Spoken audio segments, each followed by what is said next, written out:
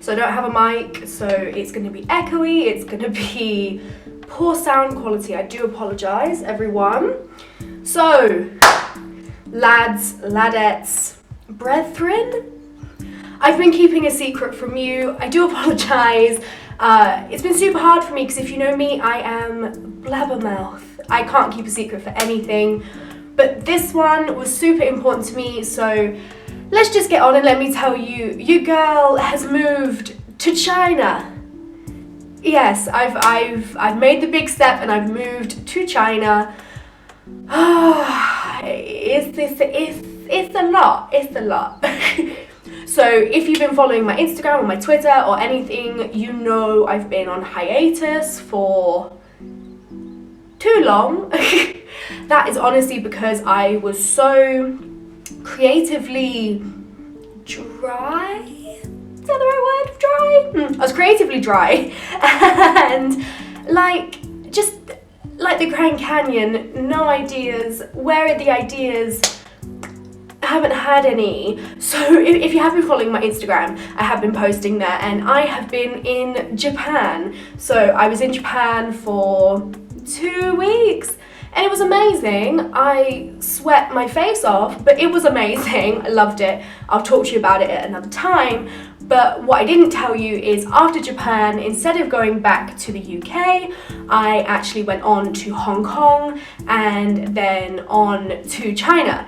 So it's a lot and I apologise for not telling you guys, but I wanted to keep it secret because I kind of think that whenever I go public about anything that I'm going to do, it never quite works out.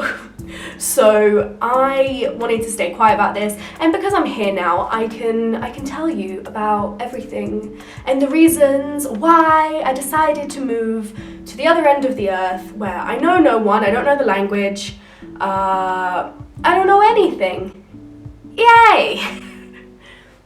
So the reason number one that I moved to China is because, I have lived in the UK for like 21 years. That's a pretty long time to be living in one place. So I thought, it's a good opportunity now that I finished my degree. I worked so hard for 3 years to do something completely selfish and go somewhere that I've always wanted to go.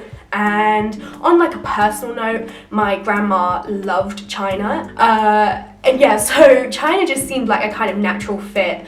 I was already coming to Japan, so I had to pretty quickly find a job because I knew I was coming to Japan and I kind of wanted to go straight on because else I'd be yo-yoing across the world and I'm not trying to rack up that many air miles.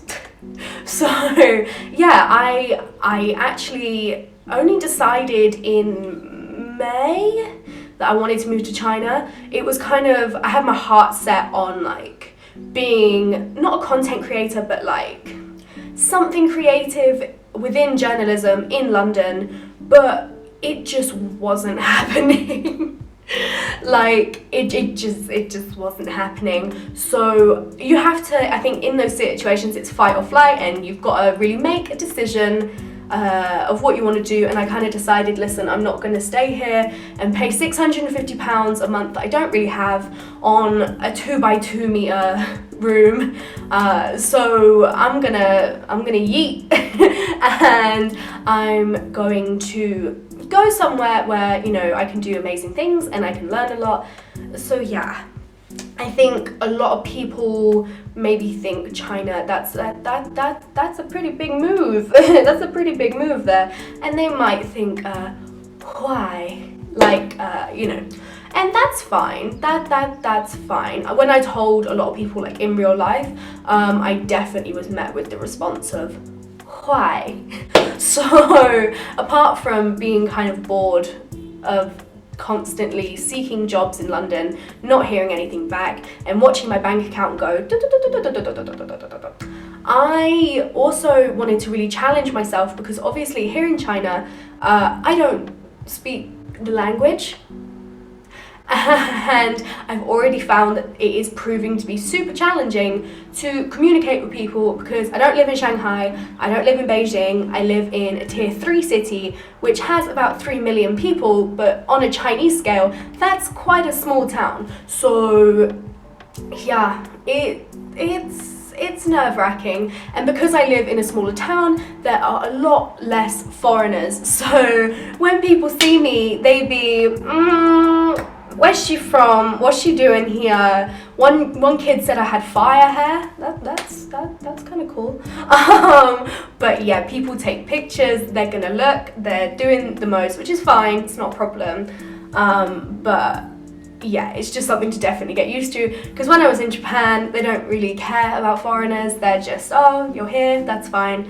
But here in a tier 3 city in China, it is definitely different, because for some people, I am the first foreigner that they have ever seen in their life.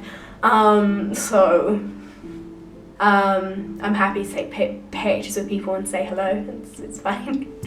But I will admit that although this is like one of the best decisions I have ever made, like I'm so happy that I'm here, and oh my god, there is definitely a part of me that misses my family, because I've been gone for almost a month now. So I do miss my family, and I miss my pets. So just want a cat. But although all those things are hard, and there's like a 7-hour time difference between me and my whole family, so I'm over here like, hello, it's 3 a.m. for me, but I hope you had a good day. Which, you know, it's fine. But the other teachers here are super nice, and they welcome me, and everyone is so kind. That's one thing I've really noticed about China, is that everyone is so willing to go out of their way to help you. I've been given so much food, people have driven me places, people have helped me translate, like people are super helpful. And they really want to help you. So if anyone out there, if you're finishing uni, you know, there is that real existential, what the hell am I doing with my life right now? Like, I've just studied for the first 21 years of my life. That's all I've known. What am I gonna do? I think that taking a step, such a big step, and moving to a place where you've never been before, where you don't speak the language, it can be so liberating. I feel like the shackles that I've had on myself are broken. Like, I just feel like I can do anything. And that was something I really felt whilst traveling around Asia. I felt like I could do anything, because I was doing airports on my own, I was getting to hostels on my own, I was doing things on my own, and I'd never done anything like that on my own. I'd always traveled with my family. So yeah, I'm rambling a lot. I apologize. So the main gist is, I'm now living in China. I'm going to be an English teacher, and yeah, I've been given an apartment. I have been given loads of support, and I haven't actually started my job yet, but I'll start next week. And yeah, I'm gonna be here. I'm contracted for 1 year, but who knows what the future holds? Who knows? I have some kind of basic goals whilst I'm here. I definitely want to make more stuff for you guys, whether it's blog posts or videos or whatever. I want to make sure that I'm not on another hiatus. And if I do that, please hold me accountable, like slap me through your computer or your phone, please. So yeah, I think I have a lot more to talk about. I want to do Q&As, I want to document my life here in China, because I can already tell there are going to be maybe some differences from my experience to, other people's experience, for several reasons. So I want to go through those. I want to chat with you guys about it. I want to answer all your questions. I want to be doing the most. I want you to get annoyed with how much I'm up in your business. So let me know what you think about my life change, I suppose. Let me know what you think about moving to the other end of the earth. Let me know if you would ever move to another country, close or far, to take on a job that you really wanted to do. let me know all of your thoughts. I want to know because I've been keeping this a secret for so long, and I really wanted to come on and chat with you about it now. I'm gonna have a better background and everything. I've ordered a load of stuff, but obviously it takes time to get here. So the next time you see me, hopefully it'll be a slightly more aesthetically pleasing background. But yeah, flowers and blankets and things. So yeah, that's me with my ramble, I suppose, done.